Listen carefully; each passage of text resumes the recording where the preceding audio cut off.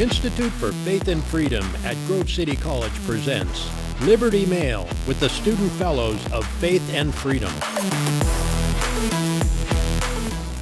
Welcome to Liberty Mail with Aaron Jenks and Libby Krieger. And we're here in the underground studio at Grove City College representing the Institute for Faith and Freedom. Happy to be back. Almost getting into April soon. April 1st tomorrow. Yeah, so happy April Fool's Day. And then it also is becoming spring very shortly. And kind of getting into it, we got 60 degrees weather in Grove City, PA right now. Yeah, I think that's about to go back down for the next few days. So we'll take this miracle. Lower the expectations, and then we'll be happy, right? And then talking about expectations, we have a couple events through the IFF coming up. Most exciting one is Michael Knowles coming April 7th next week at 7 p.m. in Crawford. Super excited about him being able to talk, and sign up at faithandfreedom.com. We do have tickets for outside guests. We have a limited number of those, though, so if you haven't signed up yet, make sure you go do that as soon as possible. Michael Knowles is a speaker with the Daily Wire. He has his own show, the Michael Knowles Podcast Show. And speaking of the Daily Wire, that leads us actually into our first win of this week. Really exciting stuff. The Daily Wire just announced that they will be investing a minimum of $100 million into children's entertainment over the next 3 years. So this is kind of in response to finding out Disney is going woke, and that's not something that has been that hasn't been known for a bit, but it's now being a little more confirmed by reporting by Chris Rufo, in which we have Disney meetings where people are talking about the transgender ideology and just radical gender theory kind of pervading Disney. So we're seeing them as in the Daily Wire, take a stand and start their own. Yeah, they admitted to not having a specific agenda towards wokeness, but that they are alternating how they view kind of gender language within Disney films and then how they characterize different characters within it. So it's really cool to see Jeremy Boeing kind of step out and be a leader within this culture war right now. And so it's really cool that they're going to be doing live action films and almost like they've already had a few too, and I think they've done pretty well. Mm-hmm. And then they're bringing on the writers of VeggieTales. So if you're a listener at Grove City or of Liberty Mail at Grove City College or anything, you definitely are familiar with VeggieTales. It's a really cool story. Just this whole like we said, if you can't do it yourself, you build one better. Mm-hmm. Or if you don't like Twitter, you build one better. And so hopefully we praise and say this is going to go a long way. Yeah, and so more about this reporting from Christopher Rufo. I think this is also in response to how Disney donated money whenever this whole topic of the Florida parental rights and education bill, also known by the left as the Don't Say Gay bill, kind of came to the forefront of our news. So it's really not, I think there's a quote actually here, not at all secret gay agenda, which is an executive producer of Disney said that in this Daily Wire article. They quote her there. And so that's really concerning, and especially because Disney does have such a monopoly on, not an actual monopoly, but they do have most of the market when it comes to children's entertainment. And so that's really something that has the opportunity to form opinions and what young people see as truth in the next few generations. So I think if we can have a reasonable alternative, something like the Daily Wire coming in here and putting American values and just traditional values at the forefront of entertainment, or at least just not pushing a woke agenda, I think that's a huge win in itself. And speaking to this point of if you don't like it, build your own, we've seen that's a little complicated when it comes to big tech. That's another issue. But something else the Daily Wire has just recently done, if we want to get Streeter, if you want to pull up a video in the next minute or two, we have a really cool video from the Daily Wire where they used to have advertising with Harry's Razors, and then Harry's basically put up a tweet disavowing everything that they stand for, the traditional values of the Daily Wire. So they pulled back their advertising, or the Daily Wire then decided they're going to make their own razors. So now it's called Jeremy's Razors, and you go to the website IHateHarrys.com, and they've already sold, I think, more than 45,000 razor subscriptions. It's just a pre-order in 7 days, which is incredible. Yeah, well, Harry's Razors, they joined together for a nice advertising plan. And then after pushback on Twitter for Harry's Razors, they saw that, okay, our ideologies don't align with the Daily Wire, and so they apologized and then rejected the Daily Wire. And so hence Jeremy Boring has come out with this video. Streeter, if you'd like to throw it on.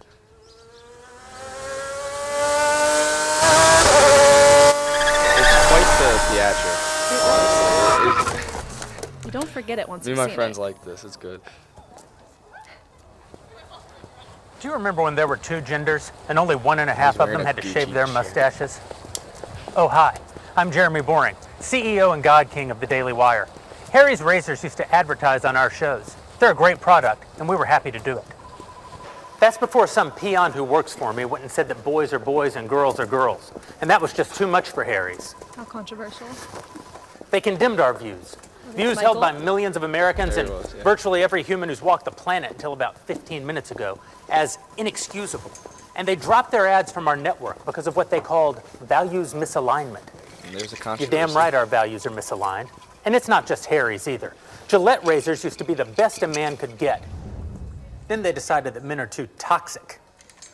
Unless you're the kind of man who teaches his daughter to shave her beard.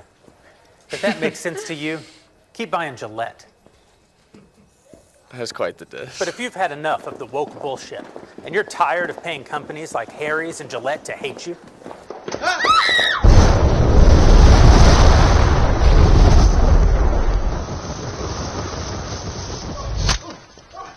then buy my new razor instead. The production is great. Behold, Jeremy's razors. Yes, they're real. I bet. Yes, they're fabulous. But Jeremy, you say, you're a svelte silver fox with a salt and pepper beard that's the envy of lesser men. You're damn right I am. And I want to be clear that shaving with a Jeremy's razor won't actually make you look more like me. Yes, you're giving me fierce. You're giving me power. Could make you look more like this guy, though. And that's the most homoerotic moment you'll ever get from a Jeremy's razor commercial. What kind of man shaves with a Jeremy's razor? I don't know. How about cowboys, firefighters, those guys that shot Osama bin Laden? I mean, no, none of those guys have ever even heard of a Jeremy's razor, but imagine how much more manly they'd be if they had. And they'll probably tackle such a real issue with humor. Here we go. Here's Mark Mills. He does play the ukulele, I believe.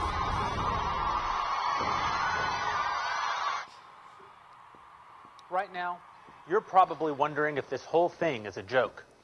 Sure it is. That doesn't mean it isn't real, or that it won't be the best shave of your life. Harry's Razors doesn't want your business. I do. They seem to hate you, and I can't say that I love you, but I don't mean you any specific harm. Our country's in trouble. Conservatives are being canceled by Hollywood, the media, universities, and now Harry's Razors. Stop giving your money to woke corporations who don't think you deserve their product. Give it to me instead. I didn't even notice the American Eagle the first time I watched it. Shut up and shave. Head over to IHateHarrys.com. That's good, Stuart. Thank There you. you go. Thank you for showing that. What I think. Oh, sorry, you go ahead first. I was gonna say it's quite the. Okay, we're gonna go in the opposite direction now. After kind of the culture's like, okay, we're gonna step away from what we know to be a man and break down this definition, and then Jeremy Boring's like, no, this definition still stands for millions of Americans. We're gonna stand by it and almost build upon it, as we see in this whole theatric commercial. Also interesting is it's not even like yes, he's targeting conservatives because conservatives are the ones being ostracized by these other companies, but his whole thing is shut up and shave, and it's not like I love you, I don't really mean you any harm. So he's taking more the neutral route, but that is a reaction to the fact that everything has become political, and you can't just buy a shaver anymore without having a specific agenda thrown at you or knowing what you're supporting. So it is a really interesting reaction to that, which I personally love to see how they're doing this, and it's something that you can laugh at too, but it gets really to the heart of the issue.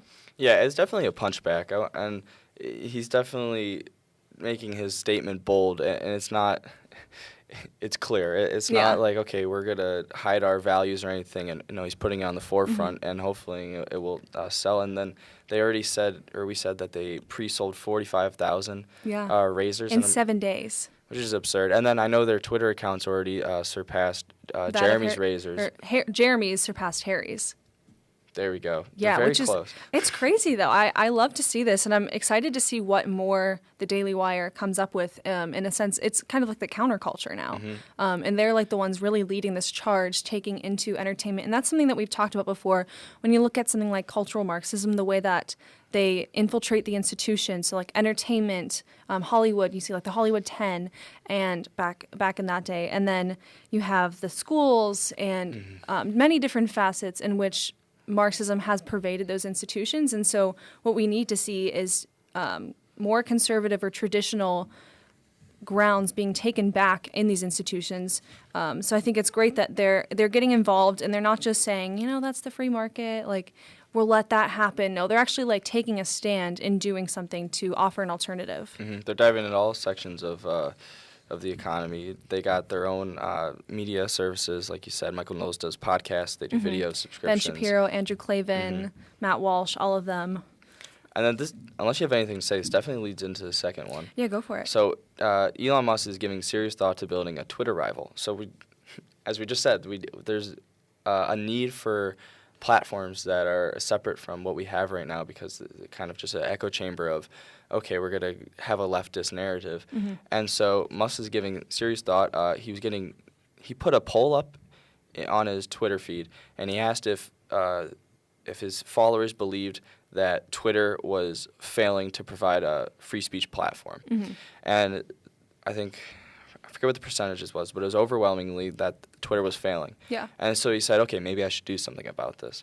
And he certainly has the money to do something. Oh, absolutely. And he has the drive too. He can figure it out and get it done, and the popularity to get it going.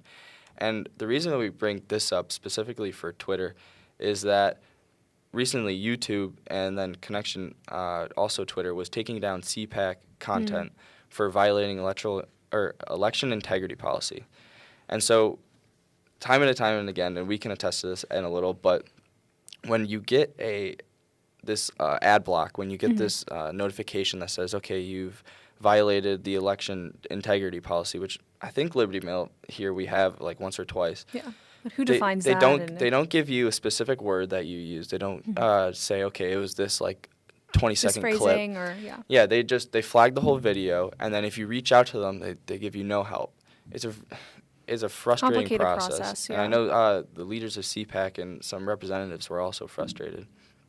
Yeah, I think what's interesting, so obviously Elon has the financial capabilities to build something like his own Twitter. But then you think about, didn't Parler try that? And then Google and Apple took them out of the app stores. So you have to consider, too, what more has to be done if, maybe Elon is a little bit less politicized. I think he's not known to be like a traditional conservative per se.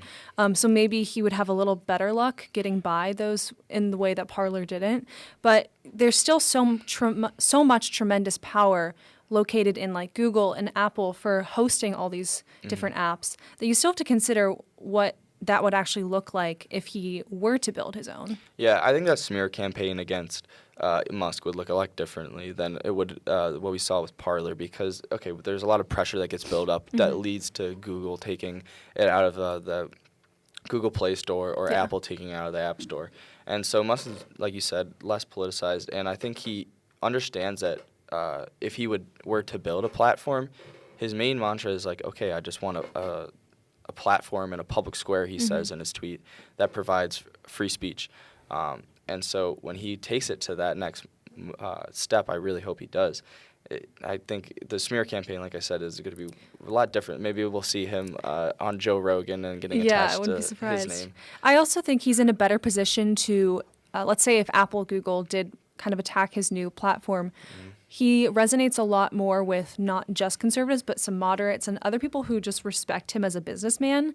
So I think there'd be a lot more pushback if those companies were to act against his new Twitter or whatever it is. And I also wonder what it looks like to have a fully free speech platform, just because like there always are kind of codes of conduct for these apps, and it's just who's really enforcing it. And does that mean you can say anything? Or I'd be interested to see kind of what those speech codes look like, or if it really is just a free-for-all, then you have some different problems that come with that. So I'd be interested to see exactly what he does. But yeah, hopefully we don't get censored on YouTube for talking about this. Who knows? Yeah, and we compare this to YouTube because there's a quote here from the YouTube worker. She says, "Our policy applies to everyone regardless of the uploader's political views, and while we do not allow content that provides additional context such as countervailing views, the content we removed from this channel was footage that did not provide sufficient context."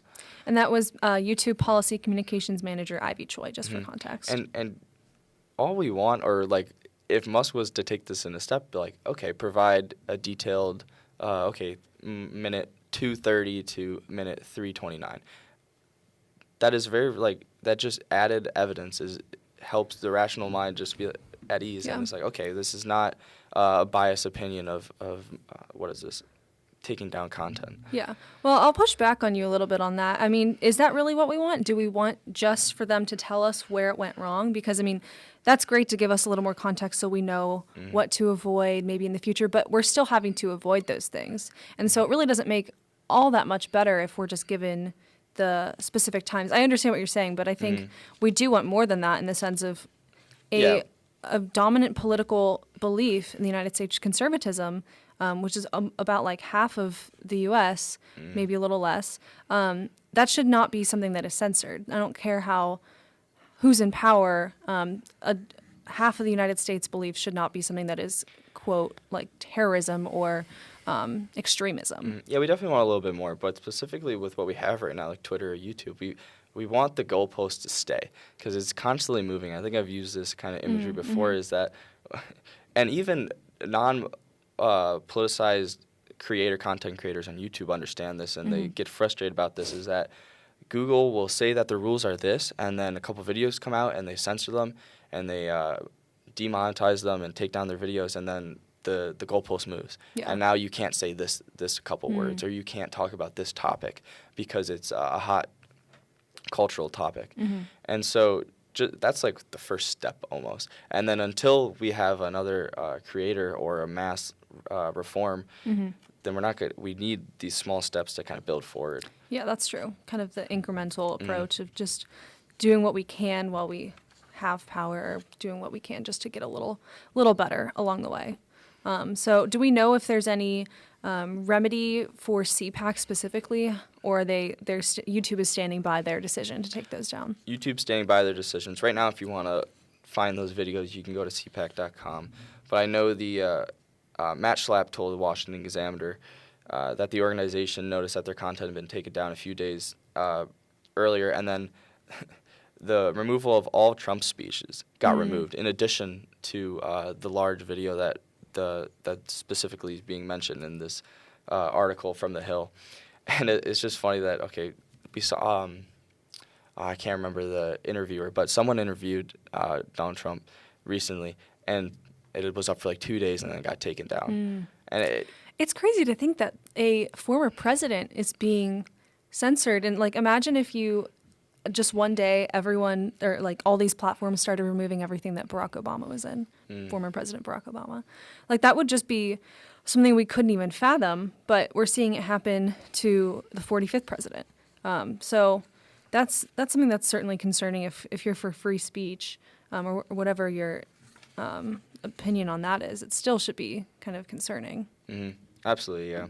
Well, we're also, so looking at this like build your own platform, we talked about Parler, but there's also like Rumble and Gab and these other platforms. I don't know if they're just maybe not seamless enough of a process and format that's why they haven't taken off. And I know there are people on those platforms, a lot of conservatives, but you're not going to see it. At least at this point, you haven't seen it get up to the level of like a YouTube or a Google or mainstream cultural kind of platform. Yeah. So you wonder, is that a reflection on the design itself, or is that a reflection on the fact that YouTube really just has such a hold on the market, just because they've been in the game longer and all of that? So interesting question. I don't really know the answer to, but yeah, that's why I really think Musk could kind of blow it out of the ballpark, because he has the the famous kind of power, the weight to his name to put out a platform and then sway enough. He has some, I think, almost like 100 million followers on Twitter. So he has the power to kind of sway things in the cultural sense. And I think if people went against this platform that he would be creating, I think it would almost be like the left overplaying their hand, which we've seen them kind of do a little bit recently, in the fact that they would lose moderates, and that would just hurt their cause. It would make them look even more radical. So it would help conservatives because it would just it would isolate a good chunk of centrists. So I think that would be, I would love to see it happen, so then the left just isolates more and more people and helps us. Yeah, it'd be cool to think that it would play out that way. Another way I think it would play out is that people would think it would be too authoritative. People love kind of resorting to that label, and I think they would throw that on Twitter, it wouldn't be wrong. I think it'd be pretty accurate. But like you said, it would definitely push away moderates, and good for us. It would make it seem more of the side of common sense versus radicalism. So that would be interesting to see if that's a trend that happens. But I know if you have any more thoughts on this, you want to jump into the third win? No, just the fact that we have our build it their own kind of a rising within the conservative movement, and then also just mainstream media is optimistic feeling. And ones that are actually doing well, too. It's not just these little pop-ups that are not doing well. It's like it's the Daily Wire putting 100 million, and it's the Harry's Razors selling Jeremy's Razors 45,000 in 7 days. So it seems like people are actually really on board with this. And so our next one, we go to Republicans turn to female candidates in suburban battleground districts, and we have this occurring in Florida's 13th district. And so it's kind of interesting that, okay, we were talking about before the podcast started that President Trump lost a lot of suburban women in his voting blocks. And so now we have not the Republican Party kind of saying we're going to mandatory kind of implement this, but the fact that, okay, just women that are Republicans are saying and coming to the forefront to leadership positions and saying, okay, we want to change things in our districts and our community. Yeah, and obviously here we're not talking about supporting a specific candidate, but it's an interesting analysis of the shift that we're seeing happening specifically within like identity politics. I know we have some quotes on that you have here, but just recognizing the fact that because Trump did lose suburban women, we need to, as conservatives, understand how we can better facilitate bringing them back to the table. And so if that is by having maybe more female candidates, obviously not just checking off boxes as in, okay, they're female, let's run them, but looking actually at the merit too. I think if you have two equally merited people, one's a female, one's a male, sometimes you might have to say, well, which one's actually going to perform better? So the kind of agency promoting these, it's a total of 18 Republican women running. It's called, the owner is Stanfix, and it's called Elevate PAC. And so is this Elise Stefanik? Stefanik, yes. New York representative. So she differentiates the process by saying that, okay, while Democrats and Republicans look for diverse candidates, explaining in an interview with the Daily Caller that her efforts are focusing on supporting female candidates who have the best chance to win their districts. In contrast, she says the Democrats specifically promote female and minority candidates at the expense of a district fit. And so kind of to your point, they said rather than playing outdated identity politics, we're going to look for the best and strongest candidate and then put them to win. And these candidates are not running in some no-name districts. 5 of the seats are labeled as toss-up seats according to Cook Political Report, and 17 of the 18 candidates are running in districts targeted by the National Republican Congress Committee for Flips. Yeah. And so these are important elections and important districts to run for. Probably purple districts in a lot of them, like you said, toss-ups. I think this comes at an interesting time as we're looking at the Supreme Court nomination process with Ketanji Jackson, is that her name? And a lot of people on the right are saying she's just been put up for because she's a black woman. But I mean, to be fair, President Biden did say he was going to nominate a black woman. So you're seeing checking those boxes again. And I don't specifically want to speak to her merit, but I think it is concerning that we're looking at the highest court of the land and deciding who should fill that seat based on physical characteristics. It doesn't really seem like that should be the best factor to judge someone by? One of the women, Anna Pauline Luna, specifically speaks Florida, to that. Correct? Yeah, she goes, I don't fit their box. I don't fit the Democratic platform box. Just as I am a Hispanic female veteran, I'm not supposed to exist in the world, she says, at least not as a conservative.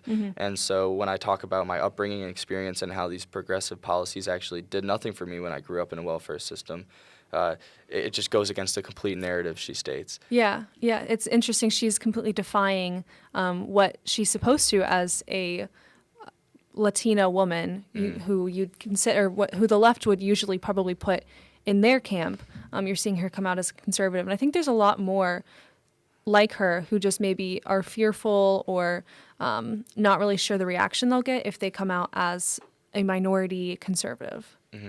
So I think this whole story is powerful because we see, almost like I said with Jeremy's razors, that while the left kind of breaks down definitions of what it means to be certain things, like a man, or what it means to be a woman, we still have these stories and large gatherings of or caucuses of people that don't believe those things and hold to traditional values.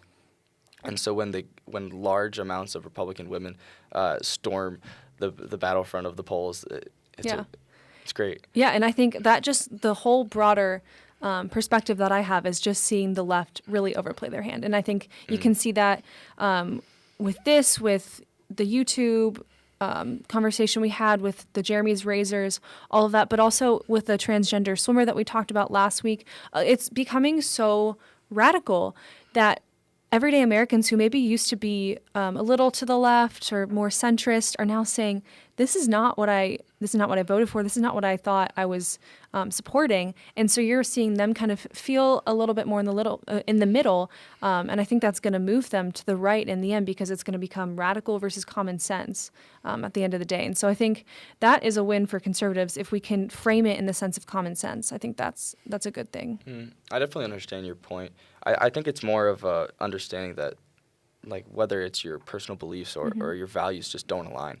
And so when either moderate Americans or definitely conservative Americans understand that, well, I don't want this to be pushed on me, and then, in certain instances, now it's like definitely in my face, or it's, I don't think this is fair how it's getting implemented. We're going to go against this now. Because before we were taking kind of a backseat, we were like, you do you. I'm not going to be hurtful to you or mean to you. Push your policies, push your ideology. Well, now they have almost no choice except to stand up, because it's gotten more radical. Yeah, and so it's definitely a movement towards, now we're going to push our views. Even like Jeremy's razors. We're going to start our own brand and build our own. And that's kind of the segment of today, is that we have all these kind of, whether it's Republicans turning to female candidates or it's the Daily Wire starting their own children's film kind of section. It almost seems like conservatives are better understanding the game. I mean, politics, a lot like game theory, but it is just, it's strategy. And I think we're seeing conservatives have more grit, and they're seeing more of strategies they can implement to actually win and have a good impact on the culture and on policy. So I think that is like a big takeaway too, is we're seeing conservatives actually start fighting. And they're going about it the right way. They're not calling certain people hateful names. They're not calling out people and destroying their identity or their reputation. And so we appreciate the kind of well-mannered way, and even a sometimes humorous way that conservatives are taking this battlefront. Yeah, exciting stuff. And really exciting for Michael Knowles to be coming, Daily Wire. So anything April else 7th. You have for us today, Aaron? So April 7th. And then if you listen to us over the weekend, check out the Institute for Faith and Freedom Instagram. If you would like to win a Daily Wire mug that is not similar to this, other than the fact that it is a mug. Yes. But we will be giving out It's 3 a nice of those. mug. I think they have the faces of every Daily Wire like commentator. So you have Ben Shapiro, Andrew Klavan, Matt Walsh, Candace Owens, Michael Knowles, and Jeremy Boring, CEO and president of Daily Wire. I know my Daily Wire stuff, if you can't tell. I love them. But yeah, you can win one of those. And what's the other prize? Is it a Daily Wire just subscription? those mugs. So we're not doing that anymore? Okay. The Instagram giveaway will be just those mugs. Okay, yes. And then when you go to RSVP the RSVP and kind of link, that will be where you can win the Daily Wire subscription. And then also you have a chance to win the Daily Wire Leftist Heroes mug, Tumblr mug. Exciting. I know I want to win that. I don't think I can win it. Maybe I'll put some fake entries in there to try to win it. But yes, if you haven't signed up for that, go to our website, faithandfreedom.com. If you're a student, you can DM us on the Instagram and get that link there. Absolutely, yeah. To sign up. So thank you all for tuning in. If you haven't subscribed to the podcast, the bell is down there somewhere. Subscribe on Spotify, Apple Podcast, and YouTube. And we'll see you again next week for another episode of Liberty Mail. Thanks, y'all. For more information on this podcast or other programs, please visit faithandfreedom.com.